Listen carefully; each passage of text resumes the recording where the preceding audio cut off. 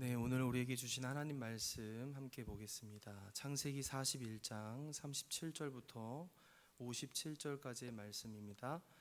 창세기 41장 37절부터 57절까지의 말씀 우리 합독해 보겠습니다. 37절부터 한 목소리로 시작. 바로와 그의 모든 신하가 이 일을 좋게 여긴지라. 바로가 그의 신하들에게 이르되 이와 같이 하나님의 영에 감동된 사람을 우리가 어찌 찾을 수 있으리요 하고 요셉에게 이르되 하나님이 이 모든 것을 내게 보이셨으니 너와 같이 명철하고 지혜 있는 자가 없도다. 너는 내 집을 다스리라. 내 백성이 다 내 명령에 복종하리니 나는 너보다 높은 것은 내 왕자뿐이니라.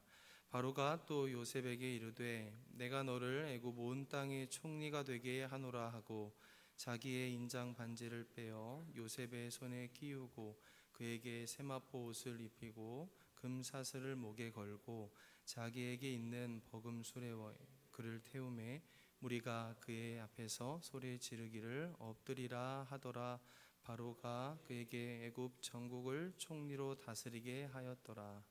바로가 요셉에게 이르되 나는 바로라.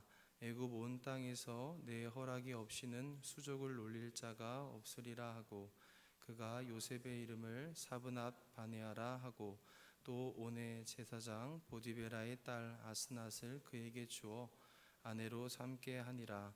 요셉이 나가 애굽 온 땅을 순찰하니라. 요셉이 애굽 설 때에 30세라. 그가 바로 앞을 떠나 애굽 온 땅을 순찰하니 7해 풍년에 토지 소출이 심히 많은지라. 요셉이 애굽 땅에 있는 그 7년 곡물을 거두어 각 성에 저장하되 각 성읍 주위에 밭에 곡물을 그 성읍 중에 쌓아두매 쌓아둔 곡식이 바다 모래같이 심히 많아 세기를 그쳤으니 그 수가 한이 없음이었더라. 흉년이 들기 전에 요셉에게 두 아들이 나되 곧 온의 제사장 딸 아스낫이 그에게서 낳은지라. 요셉이 그의 장남의 이름을 므낫세라 하였으니 하나님이 내게 내 모든 고난과 내 아버지의 온 집을 잊어버리게 하셨다 하며 차남의 이름을 에브라임이라 하였으니 하나님이 나를 내가 수고한 땅에서 번성하게 하셨다 함이었더라. 애굽 땅에 7해 풍년이 치고 요셉의 말과 같이 7해 흉년이 들기 시작하매 각국에는 기근이 있으나 애굽 온 땅에는 먹을 것이 있더니 애굽 온 땅이 굶주림에 백성이 바로에게 부르짖어 양식을 구하는지라. 바로가 애굽 모든 백성에게 이르되 요셉에게 가서 그가 백성에게 이르는 대로 하라 하니라. 온 지면에 기근이 있음에 요셉이 모든 창고를 열고 애굽 백성에게 팔세. 애굽 땅에 기근이 심하며 각국 백성도 양식을 사려고 애굽으로 돌아와 요셉에게 이르렀으니 기근이 온 세상에 심함이었더라. 아멘. 네, 여러분 인생에 삶에 있어서 뭔가 지휘자 이런 것들을 생각해 봤으면 좋겠습니다. 여러분 마에스트로라는 말 들어봤죠? 마에스트로라는 명지휘자가 오케스트라를 지휘할 때 한번 생각해 보자고요. 무대 위에 조명이 켜지고 정적 속에서 이제 지휘자가 지휘봉을 이렇게 가볍게 들어 올립니다. 그리고 그의 손끝 하나에 모든 수십 명의 그 연주자가 숨을 죽인 채 이제 곧이어 수십 개의 악기가 하나로 어우러져서 거대한 하모니를 만들 준비가 되어 있어요. 자, 그렇게 하모니를 다 만들었습니다. 연주가 끝났어요. 공연이 딱 끝나면 관객들은 기립박수를 보냅니다. 박수를 이렇게 치면서 사람들의 시선은 온통 그 무대 위에서 땀 흘리며 열정적으로 지휘했던 그 마에스트로에게 향합니다. 그가 보여준 이 곡의 해석력, 그의 카리스마, 그죠? 그의 리더십이 이 완벽한 음악을 만들어냈다 이렇게 믿고 있기 때문에 연주가 끝나도 계속해서 박수를 치며 그 마에스트로를 주목합니다. 물론 이 지휘자의 어떠함이 이 음악을 더 완벽하게 드러냈다 할 수 있겠지만 사실 아무리 천재적인 지휘자라 할지라도 그는 결국 전달자일 뿐, 그 곡은 이미 수십 년 전 혹은 수백 년 전에 어느 한 작곡가가 고뇌하면서 종이 위에, 악보 위에 그려놓았던 그 아름다운 선율이었다는 거예요. 그래서 따지고 보면 이 지휘자, 마에스트로의 역할은 그 작곡가가 의도한 이 음악의 이 선율을 가장 정확하게 그리고 가장 아름답게 해석하여서 그곳에 모인 그 청중들과 또 세상에 들려주는 역할을 감당하는 것이겠죠. 사실 지휘가 아무리 화려할수록 우리는 그 지휘자에게 감탄하겠지만 그 음악의 진짜 주인, 그 감동의 진짜 원천은 보이지 않는 곳에서 그 곡을 썼던 작곡가에게 있다라는 겁니다. 여러분, 우리는 인생도 이와 참 많이 닮아 있는 것 같습니다.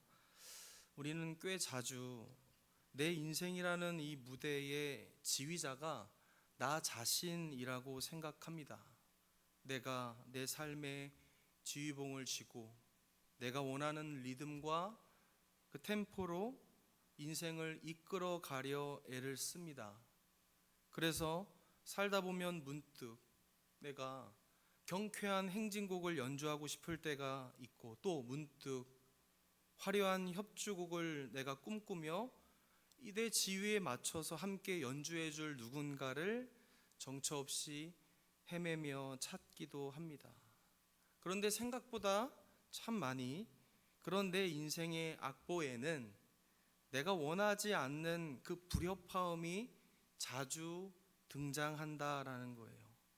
내가 계획한 선율은 이게 아닌데 하면서 갑자기 이 악보가 슬픈 단조의 곡조가 흐르는 악보가 되고 예상치 못한 쉼표가 길게 이어져서 자기 스스로 굉장히 당황하기도 한다는 거예요. 그러면서 이렇게 기도해요. 우리 같이 믿는 사람들, 하나님, 제 인생은 왜 이렇게 엇박자가 심한가요?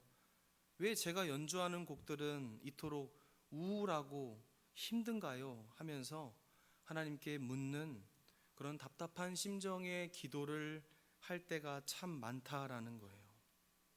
여러분, 오늘 우리가 살펴보는 요셉이라는 그 인물의 삶이 바로 그랬습니다. 여러분, 요셉의 인생의 전반전은 그야말로 이 불협화음의 연속이었다는 거예요. 아버지의 사랑을 듬뿍 받았던 그 채색 옷을 입은 소년이 형들의 배신으로 구덩이에 던져졌을 때부터 그의 인생 악보는 이미 구겨지고 찢겨져 나간 것처럼 보인다라는 거예요. 그리고 이어서 보디발의 집에서 성실하게 일하면서 조금씩 회복되는가 싶더니 억울한 누명을 쓰고 감옥이라는 그 차디탄 지하 밑바닥까지 갇히게 되는 거예요. 여러분, 17살 소년이 30살 청년이 되기까지 그의 13년은 세상의 관점으로 봤을 때 실패한 연주였고 버려진 악보와 같았다는 겁니다.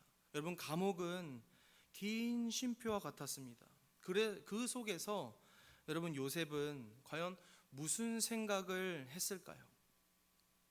아마도 인간적으로 내 인생의 지휘봉은 이미 부서졌구나, 이미 구겨졌구나, 이미 찢겨진 악보겠구나 라고 절망할 때도 있었을 겁니다.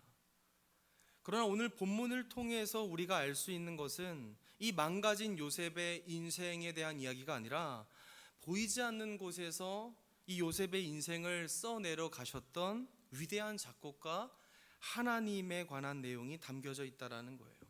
그야말로 하나님의 주권이 힘을 주고 있는 이 펜슬, 이 펜에 하나님의 주권이 힘을 주고 있고, 그 펜슬로 요셉의 삶을 한 치의 오차도 없이 그려가고 계셨다라는 거예요.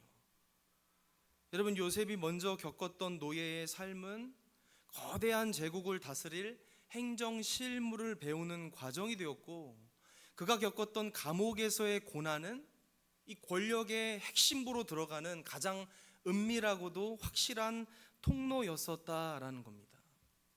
여러분, 오늘 본문은 이렇게 시작해요. 바로와 그의 모든 신하가 이 일을 좋게 여긴지라, 이렇게 시작해요. 감옥살이 했던 요셉, 종살이 했던 요셉, 그런 요셉을 그동안 봐왔었던 애굽의 모든 신하들이 요셉을 그동안 어떻게 봐왔던 것일까요? 그리고 바로 왕도 어떻게 봤던 것일까요? 오늘 성경 37절에서 요셉의 인생 악보에 이 반전의 선율을 보여주는 겁니다. 죄수의 신분으로 바로 왕 앞에 섰던 그 요셉이 이제는 온 애굽 땅을 다스리는 총무로 우뚝 서게 되는 이야기가 나와요. 온 세상의 기근으로 신음할 때 사람들의 시선이 이제 바로 왕, 애굽의 왕이었던 바로 왕이 아니라 하나님의 영에 감동된 사람이라고 명명되는 요셉을 향하게 된다라는 겁니다. 정확히 말하면 요셉의 얼굴로 향하게 된다라는 겁니다. 사랑하는 여러분, 여러분들의 인생에 이 어떤 대목을 지금 연주하고 있습니까? 한번 생각해 봐요. 끝이 보이지 않는 긴 쉼표를 지금 지나고 있습니까? 아니면 이해할 수 없는 고통 속에서 불협화음으로 괴로워하고 있습니까? 바라기는 오늘 말씀을 통해 우리가 기억해야 할 첫 번째 진리는 이거예요. 내 인생을 내가 지휘하더라도 내 인생의 작곡가는 내가 아니라 하나님이시다라는 사실을 꼭 기억합시다. 오늘 말씀을 통하여 여러분의 지휘봉을 잠시 내려놓고 위대한 작곡가가 여러분의 각자의 삶을 가장 아름답게 작곡하셨음을 확인했다면 감사하는, 그리고 여러분들의 삶을 다시 한번 맡겨보는 결단이 있기를 간절히 소망합니다. 자, 이제 본문으로 다시 들어가 보겠습니다. 본문을 다루기 앞서서 이 요셉 이야기가 창세기 안에서 어떤 역할을 하는지 잠시 정리해 보려고 합니다. 여러분 잘 알죠? 창세기라는 성경의 책은 하나님이 시작하신 이 타락한 인류를 구원하시고자 하시는 이 대서사를 막을 여는 성경이 됩니다. 한마디로 죄로 인해 타락한 실패한 인간과 이 신실하심으로 구원시키시려는 하나님이라는 양각을 계속해서 그려나가게 되는 거예요. 여러분, 인간은 끊임없이 타락하고 똑같은 바벨탑을 지으며 계속해서 흩어지지만 하나님께서는 창세기 12장에서 이제 본격적으로 한 사람 아브라함에게 등장하셔서 태초에 아담과 누렸었던, 아담에게 허락하셨던 그 샬롬, 그 복을 이제 회복될 복의 근원으로서 아브라함에게 그것을 약속하시는 장면이 나와요. 그게 아브라함 언약의 내용이죠. 오늘 우리가 다루는 이 요셉의 이야기는 그 창세기 이제 후반부예요. 아브라함 언약의 내용의 후반부로 들어가는 건데, 창세기 37장부터 50장까지 해서 처음 아브라함에게 주셨던 그 언약의 내용이었죠. 창세기 15장에 나오는 내용인데, 너의 자손이 이방의 객이 되어 그들을 섬기겠고 그 후에 또한 너의 자손은 대를 물려 이 땅으로 돌아오리라 라는 창세기 15장 13절부터 16절의 약속의 말씀이 이제 구체적으로 어떻게 성취되어 가는지를 보여주는 내용 중에, 그 과정 중에 있는 이주라는 것과 보존이라는 그 역사를 담아내고 있는 내용이 오늘 본문입니다. 그래서 요셉은 이 이스라엘 민족이 큰 민족을 이루기까지 이것을 위해서 가장 안전하게 번성할 수 있는 소위 인큐베이터를 이 애굽의 고센 땅에 마련하는 역할로서 그의 인생을 걸고 지금 감당하게 되는 요셉의 이야기인 거예요. 자, 그래서 본문 37절부터 45절까지 내용을 먼저 보시면 요셉이 바로의 꿈을 명쾌하게 이제 해석하고 그에 대한 국가적인 대안까지 제시했습니다. 그러니까 애굽의 궁정에서는 이제 묘한 정적이 막 흐르게 되는 거예요. 37절에 바로와 그의 모든 신하가 이 일을 좋게 여긴지라 이렇게 기록해요. 여러분, 여기 나오는 지금 이 일을 좋게 여겼다라는 다바르라는 단어의 일이라고 지금 번역이 되었는데 사실 말이라고 번역이 됩니다. 그러니까 앞서 요셉의 입술을 통해 그 말을 통해 선포되었던 그 말에 이 애굽 제국의 권력자들이 압도되었다라는 의미가 담겨져 있어요.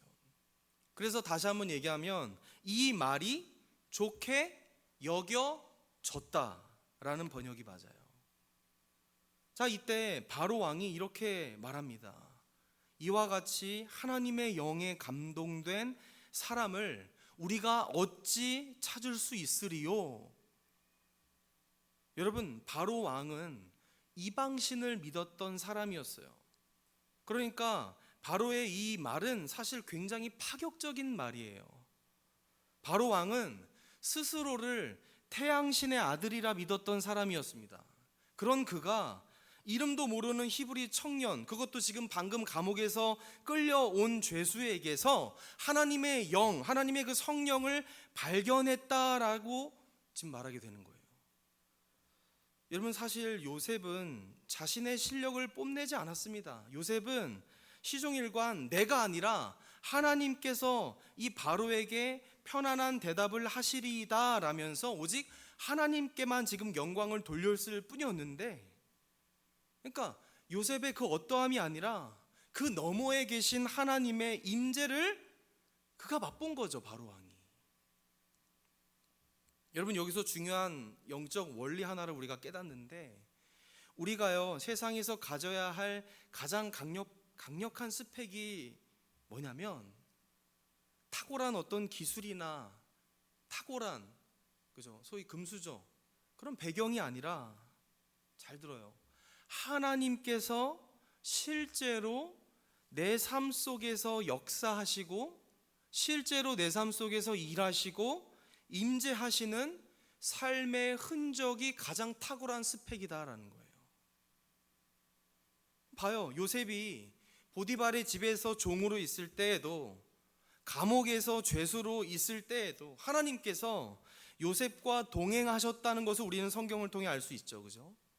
그 동행의 시간이 축적되고 함축되어서 이렇게 결정적인 순간처럼 보이는 상황에, 그것도 세상의 왕조차 부인할 수 없는 어떤 영적 권위로 지금 나타난 거예요.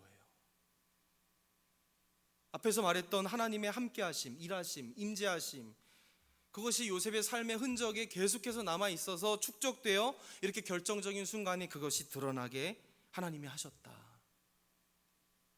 그렇게 해서 이 바로 왕은 그 자리에서 즉시 결단을 내리고 있어요.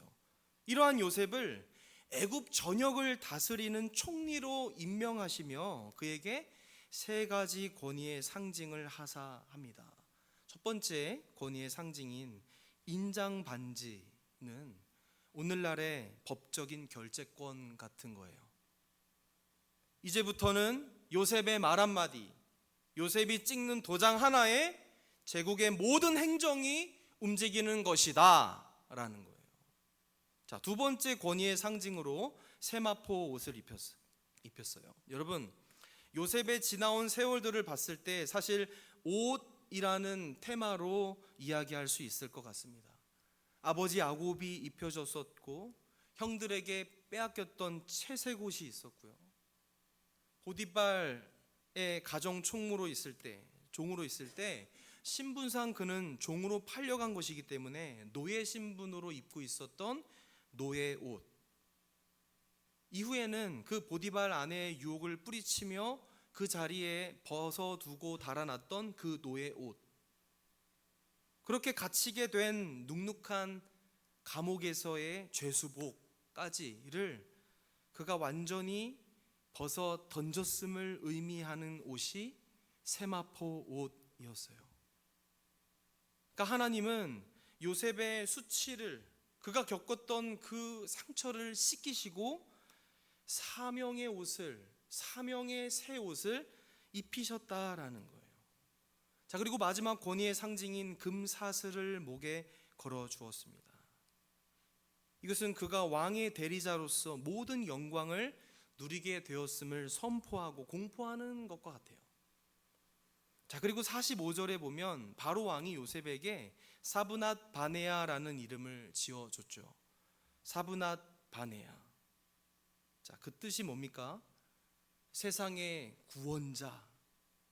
혹은 이렇게 말할 수 있어요. 하나님이 말씀하시며 그가 살아 계신다라는 의미를 담고 있어요. 사브낫 바네아.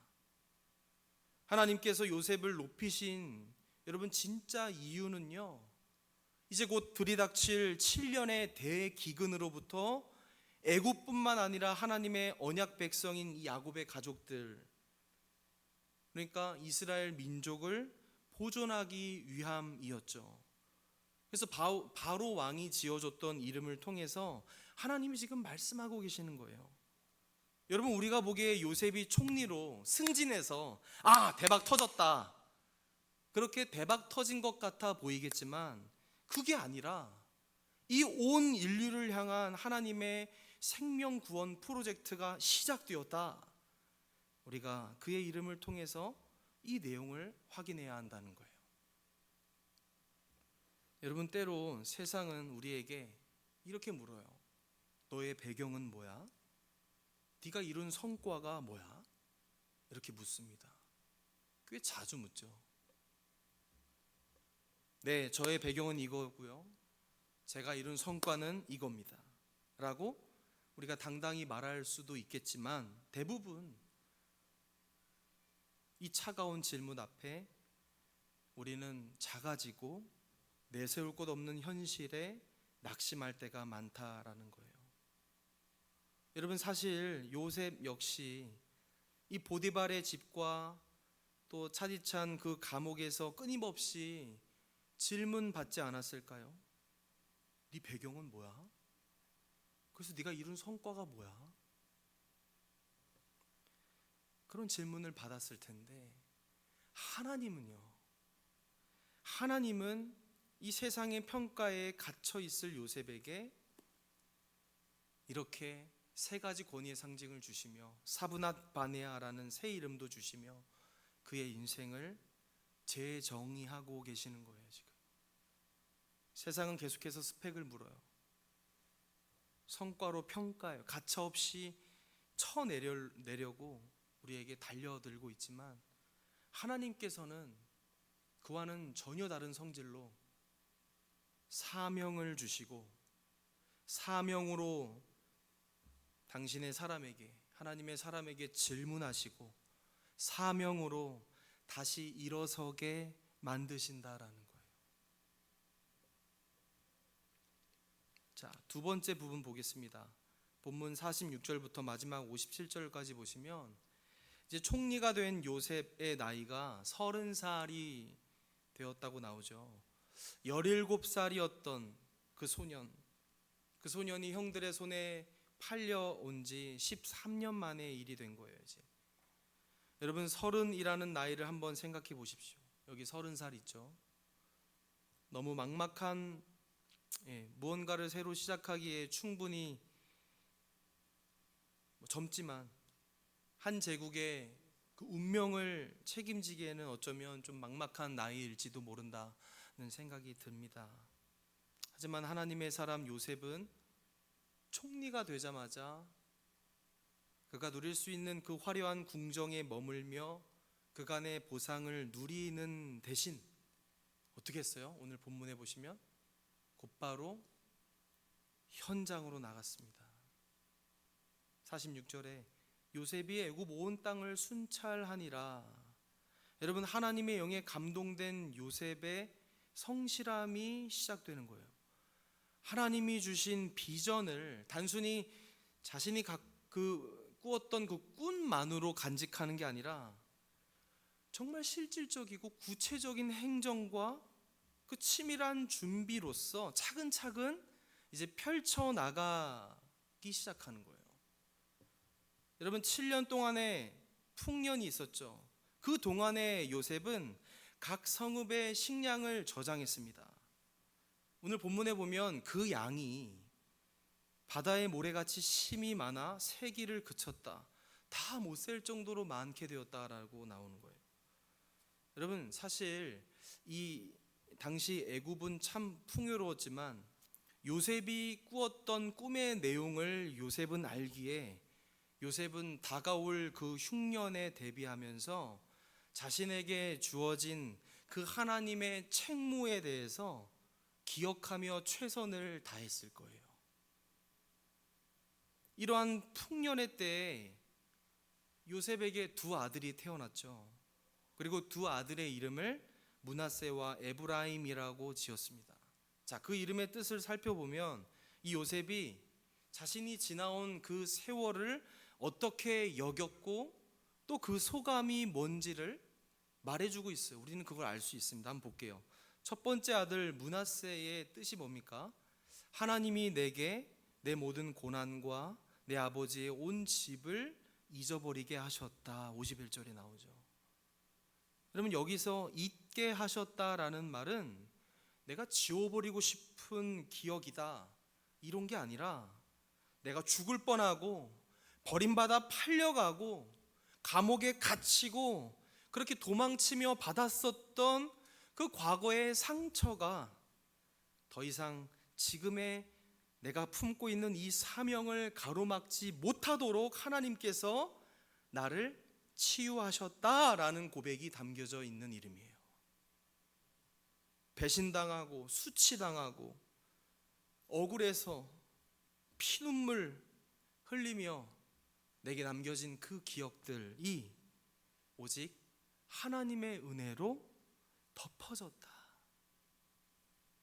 라는 어떤 대속의 은혜와 같은 그 내용을 요셉이 지금 경험했던 거예요. 수치와 죄책의 그 악순환을 끊는 그 대속의 능력을 요셉이 하나님의 은혜로 입지 않았다면 요셉은 과거의 그 배신과 억울함에 갇혀서 복수심과 분노라는 그 죄의 지배를 받았을지도 모르기 때문에 여러분, 이 본문의 내용은 굉장히 중요한 내용이고 요셉의 고백입니다. 그래서 여러분, 하나님의 은혜를 받고 사명까지 받은 사명자는 잘 들어요. 상처가 사명이 될 때 그 사명이 더욱 뚜렷해지고 동시에 과거의 것들과 작별할 수 있게 되는 거예요. 자, 둘째 아들의 이름이 에브라임이죠. 에브라임. 그 뜻이 뭡니까? 52절에 하나님이 나를 내가 수고한 땅에서 번성하게 하셨다라는 뜻이 있어요. 내가 잘나서 성공했다 말하지 않아요. 여기 보시면 내가 수고한 땅, 그러니까 고난의 현장이었던 애굽이 하나님의 은혜로 말미암아 번성의 땅이 되었음을 선포하고 있는 거예요. 여러분, 이 두 아들의 이름과 의미를 우리가 기억했으면 좋겠습니다. 오늘 본문을 통해 여러분, 요셉에게 집중하면서 우리의 인생 또한 이 요셉과 같이 먼저 우리 마음의 상처를 잊게 하시고, 즉 치유하시고, 그 다음에 우리를 번성케 하시는 하나님이심을, 나의 하나님, 우리의 하나님이심을 여러분 기억했으면 좋겠습니다. 여러분, 치유 없는 성공은 독이 됩니다. 그런데 하나님 안에서 해석된 나의 고난은 세상을 살리는 능력이 된다라는 거예요. 자, 마지막 부분인데 53절부터 57절 내용을 조금 더 보시면 드디어 이제 요셉이 예고했던 7년의 풍년이 지나고 이제 온 땅에 무시무시한 기근이 닥칩니다. 여러분 성경에 보시면 이 기근이 단순히 지금 애굽만의 문제가 아니라 각국에는 기근이 있으니 라고 기록하면서 이 기근이 우주적인 재앙이었음을 말해주고 있어요. 자, 바로 그때 요셉의 진가가 드러나는 건데 55절에 보면 굶주림에 지친 애굽 사람들이 너무 괴로워서 자신들의 왕이었던 바로 왕에게 우리에게 양식을 줘라 이렇게 부르짖고 있었는데, 여러분 되게 신기한 게 바로 왕이요, 애굽의 왕인 바로가 아주 단호하고 너무 명쾌하게 이렇게 말하고 있다는 거예요. 요셉에게 가서 그가 너희에게 이르는 대로 하라. 이렇게 바로 왕 자신의 이 백성들을 모두 요셉에게 가도록 허락하면서 모두 요셉의 얼굴을 보도록 지금 하고 있다는 거예요. 여러분 지금 이 장면은 당시 그 애굽의 총리가 요셉이었지만, 그러니까 당연히 바로 왕이 요셉에게 가도록 했다 정도로 볼 수도 있지만 그러면 안 돼요. 여러분 이 장면은 하나님의 인도하심에 따른 영적인 측면이 있는 거예요. 마지막 구절인 56절, 57절까지 보시면 지금 애굽 백성들뿐만 아니라 여러 나라에서 모여든 각국의 백성들까지 이 애굽에 모여서 유일하게 식량을 줄 수 있었던 이 애굽의 왕에게 손을 벌린 상황이었습니다. 어쩌면 이 바로 왕은 이것을 기회 삼아서 이 자국 애굽뿐만 아니라 세계 여러 나라에 자신의 명성을 떨칠 수도 있었던 아주 좋은 기회였었다는 거예요. 그런데 하나님께서 그런 바로 왕조차도 이제 사용해 주셔서 이런 바로 왕의 직접적인 명령으로 그의 입을 빌려서 모든 생명줄을 요셉에게 맡기시는 장면이 되는 거예요. 여러분 이러한 하나님의 일하심과 섭리 속에 요셉이 어떻게 했습니까? 요셉은 즉시 모든 창고를 열고 백성들에게 곡식을 팔기 시작했습니다. 여기서 모든 창고를 열었다라는 건요, 여러분 그냥 단순히 식량 배급의 차원이 아니에요. 그것을 시작했다 그런 뜻을 넘어서 하나님의 지혜로 준비된 은혜가, 요셉이요 그동안 자기가 온몸에 짊고 지금까지 왔던, 내가 만났던 그 삶의 현장에서 하나님을 만났던 삶의 흔적들, 그 은혜가 마침내 세상으로 흘러가기 시작했다라는 영적인 의미가 담겨져 있는 내용이에요. 여러분 이 내용을 정경적인 관점, 그죠? 지금 구약을 읽고 있는데 성경 전체적인 측면에서 볼 때 이 장면에서 요셉은 장차 오실 예수 그리스도의 예표임을 분명히 보여주는 겁니다. 온 땅이 기근으로 죽어갈 때 요셉이 창고를 열어 생명을 구원했다, 이 내용이잖아요 지금. 그런데 영적인 기근에 빠져 죽어 마땅한 그 인류를 위하여 하나님께서는 하늘의 창고를 여셔서 생명의 떡이신 예수 그리스도를 우리에게 주셨다, 보내주셨다. 여러분 지금 바로 왕이 요셉에게 가서 그가 시키는 대로 하라 이렇게 말한 것처럼 이런 거예요. 오늘날 하나님께서 저와 여러분에게 예수에게로 가서 그가 이르는 대로 하라 이렇게 말씀하시는 것과 같다라는 거예요. 이제 사람들의 시선은 곡식을 쥐고 있는 요셉의 얼굴로 향합니다. 그렇죠? 57절에 각국 백성도 양식을 사려고 애굽으로 들어와 요셉에게 이르렀으니라고 말하죠. 온 땅이 요셉을 향하다, 오늘 설교 제목이죠. 요셉 한 사람의 그 삶을 바쳐드린 순종과 요셉 한 사람의 그 준비가 정말 이스라엘 가문을 넘어서 온 세상 나라를 살리는 구원의 방주 역할을 하게 된 것입니다. 사랑하는 여러분, 어쩌면 이 시대의 요셉으로 하나님께서 저와 여러분을 부르시는 이유가 바로 여기에 있는 것 같아요. 여러분, 아무리 세상이 발전하고 편리해져도 세상은 여전히 영적인 갈증과 굶주림에 허덕이고 있습니다. 여러분 동의하죠? 돈이 있고 성공이 있고 내가 내세울 만한 그런 것들이, 스펙들이 많이 쌓여도 마음의 기근을 해결하지 못해 방황하는 수많은 각국 백성이 우리 주변에 있다라는 거예요. 하나님을 믿는 저와 여러분의 하루하루에 반복되는 똑같은 삶을 한번 생각해 봐요. 여러분, 우리가 직장에서 여러분들이 성실하게 실력을 쌓고 필요 이상으로 인내도 하고 그 공동체에서 묵묵히 헌신하는 이유가, 한번 생각해 봐요. 단지 여러분들이 나 혼자 잘 먹고 잘 살기 위함이 아닐 것입니다. 여러분의 반복되는 일상 속에 이런 거죠. 어떻게 하든 하나님을 의지하여 말씀에 따라 살기로 다짐하면서 성실하고 정직하게 살고 싶습니다, 이렇게 기도하며 사는 거룩한 삶인 것이고, 그렇게 해서 하나님께서 말년에요 말씀의 풍년을 주시고 은혜의 풍년을 주시면서 그것을 잘 받아 먹도록 하시면서 부지런히 영적인 그 곡식을 비축하는 것이고, 장차 하나님께서 구원하실 그때에, 그러니까 세상의 흉년이 닥쳤을 때, 여러분 생각했을 때 나의 직장과 가정과 내 주변에 뜻밖의 기근과 흉년과 같은 그런 어려움이 정말 딱 닥쳤을 때, 여러분 생각해 봐요. 하나님께서 나에게 사람을 보내주신다는 거예요.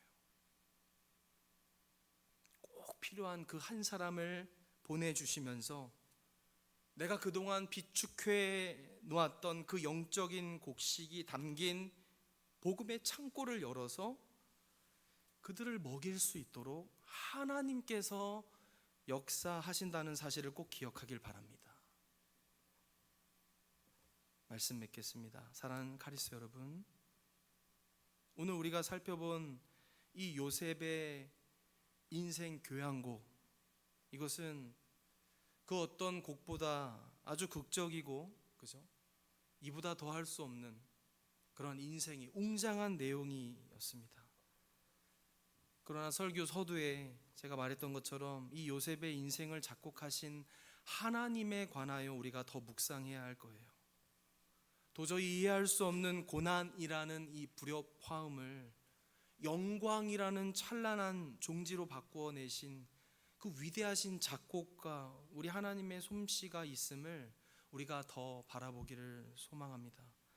요셉이요, 총리의 자리에 올라서 온 땅의 기근을 해결할 수 있었던 비결은 딱 두 가지예요. 첫째는 어떤 순간에도 하나님의 영에 감동된 사람으로 살았다라는 거예요. 환경을 탓하지 않았고 자신의 실력을 의지하거나 뽐내지 않았습니다. 그저 하나님과 동행하며 하나님의 지혜를 구했다라는 거예요. 둘째가 있다면 과거의 상처를 므낫세 하시고 현재의 수고를 에브라임으로써 고백했다라는 거예요. 자신을 팔았던 그 형들을 원망하며 인생을 낭비하지 않았습니다. 하나님의 은혜로 덧입혀져서 그것을 잊게 되었고, 오늘 내게 주어진 이 땅에서 번성하게 하실 역시나 그 하나님만을 신뢰하며 영적인 곡식을 이 복음의 창고에 차곡차곡 요셉이 채웠다라는 거예요. 오늘 이 자리에 앉아있는 여러분 중에도 여전히 인생의 악보가 엉망이 된 것 같아 절망하는 사람이 있습니까? 내 인생은 왜 이렇게 긴 쉼표만 가득할까? 왜 나에게만 이런 혹독한 흉년이 찾아오는 걸까? 여러분 고민하는 분이 있습니까? 여러분 그럴 때마다 꼭 기억하십시오. 여러분 인생을 작곡하신 창조주 하나님을 기억하세요. 요셉의 13년이 결코 낭비가 아니었듯 여러분의 그 쉼표와 흉년이 결코 헛되지 않습니다. 하나님께서 지금도 여러분의 인생 창고에 세상이 줄 수 없고 세상이 알 수 없는 그 하늘의 양식을 차곡차곡 쌓아주고 계십니다. 이것을 믿으십니까? 이제 우리는 다시 세상으로 나아가서 여전히 기근 중에 있고 여전히 영적인 배고픔에 허덕이고 있는 여러분들 주변의 사람들을 만나게 될 겁니다. 먼저는 그들이 여러분을 바라볼 때 여러분을 통해 살아계신 하나님의 영광을 보게 되기를 바랍니다. 그리고 더 나아가서 여러분의 창고를 열어서 생명의 떡이신 그 예수 그리스도를 전하는 하나님의 사분합 바네아로 살아가기를 주님의 이름으로 간절히 축원합니다. 우리 함께 찬양하고 기도로 나아가겠습니다. 주님은 산 같아서 함께 찬양하겠습니다.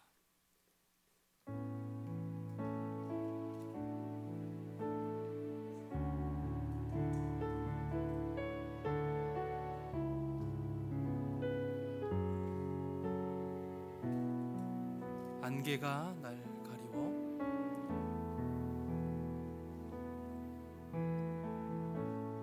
안개가 날 가리워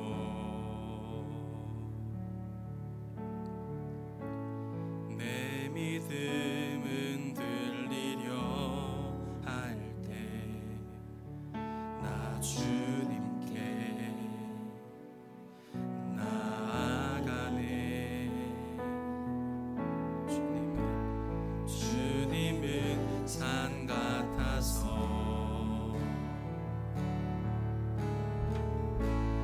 여전히 그 자리에 계시며 눈을 들면 보이리라 날 위한 그 사랑. 주는 나의 도움이시며 주는 나의 도움이시며 주의 계획 영원하시네. 주의 위엄 앞에 믿음으로 순종해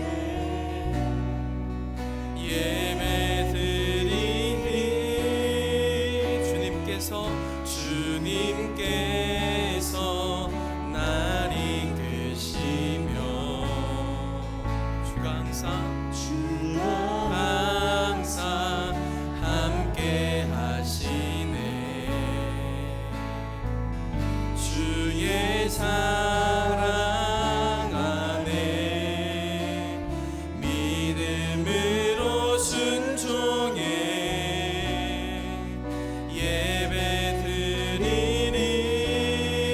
예배드리니 영원히. 우리 처음부터 한 번 더 고백하며 나아갑시다. 안개가 날 가리워 안개가 날 가리워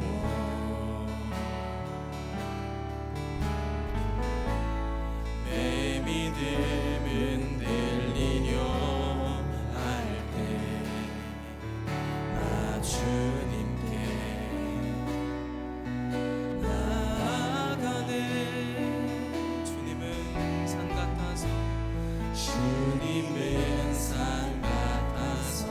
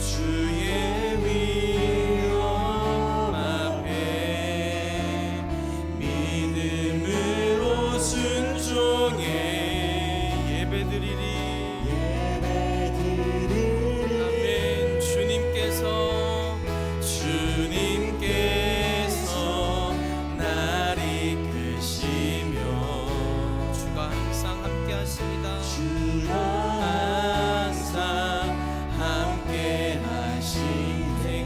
주의 사랑 안에, 주의 사랑 안에 믿음으로 순종해.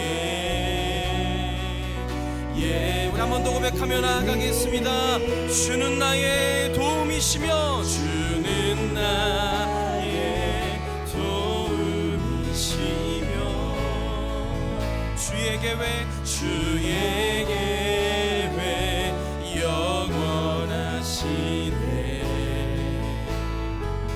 주의 위엄 앞에 믿음으로 순종해.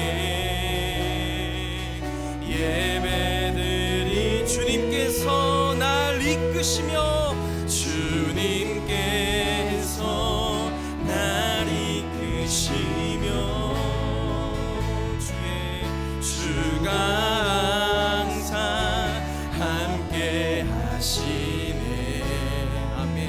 주의 사랑 안에, 주의 사랑 안에 믿음으로 순종해. 예배드리리 영원히.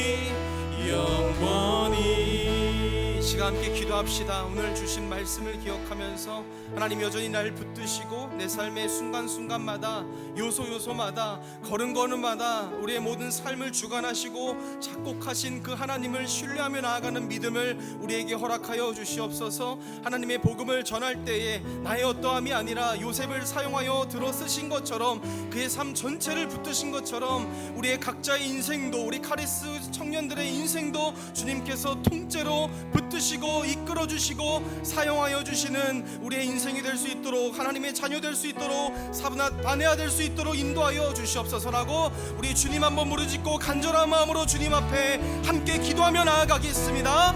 주여, 하나님 주님만을 바라보며 나아갑니다. 하나님만을 찬양하기를 소망합니다.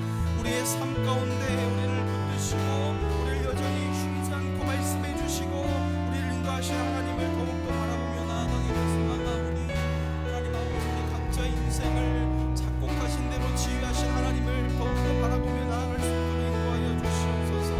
하나님 아버지, 나의 어떠함과 나의 의리와 내 뜻과 내 계획과 내 생각과 내 욕심대로 내 삶을 펼쳐나가는 것이 아니라 하나님 손에, 하나님 손바닥 위에 펼쳐진 그곳에 인생이 펼쳐져서 하나님 더욱더 하나님께 모든 인생을 걸고 하나님을 주님으로 모시며 나아가는 우리 모든 청년들 다 될 수 있도록 인도하여 주시옵소서.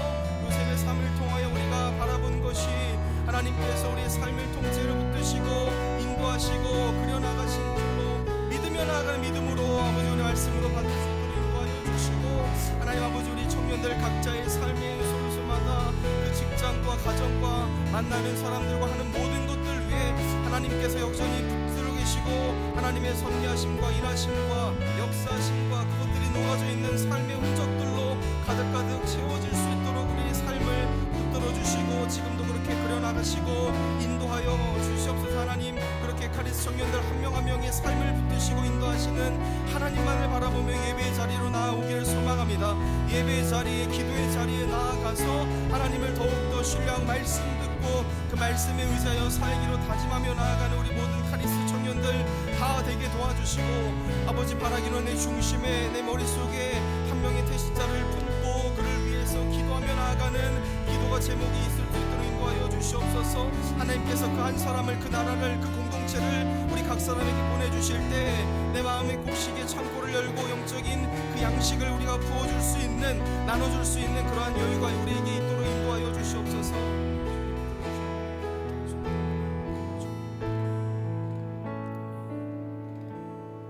거룩하신 하나님 아버지, 오늘 요셉의 삶을 통해 우리의 인생의 주관자가 누구인지 다시금 깨닫게 하시니 감사합니다.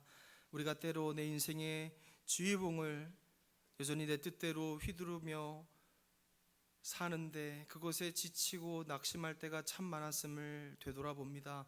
주님, 이 시간 우리의 그러한 교만함을, 우리의 욕심을, 우리의 지난 흔적을 모두 주님 앞에 내려놓습니다. 우리의 인생의 위대한 작곡가이신 하나님의 그 선하신 계획을 다시금 신뢰하게 하여 주시옵소서.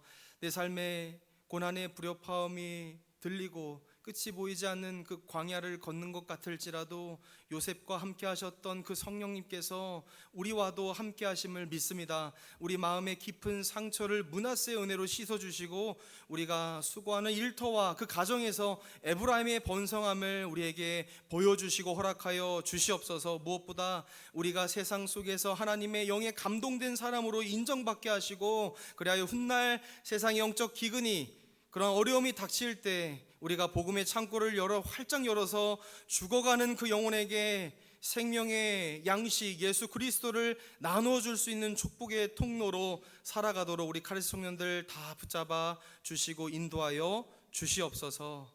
이제는 우리 주 예수 그리스도의 무한하신 은혜와 인생의 비천한 골짜기에서도 신실하게 악보를 써내려가신 하나님 아버지의 극진하신 사랑하심과 오늘도 우리를 하나님의 영에 감동된 사람으로 빚어가시는 성령님의 위로교통 충만하심이 내 인생 주인, 내가 주인 인생의 그 지휘봉을 내려놓고 위대하신 그 작곡하신 그 주님께 내 삶의 마디마디를 맡기기로 결단하는 여기 모인 사랑하는 카리스 청년들 위해 이제로부터 영원토록 함께 있을지어다. 아멘.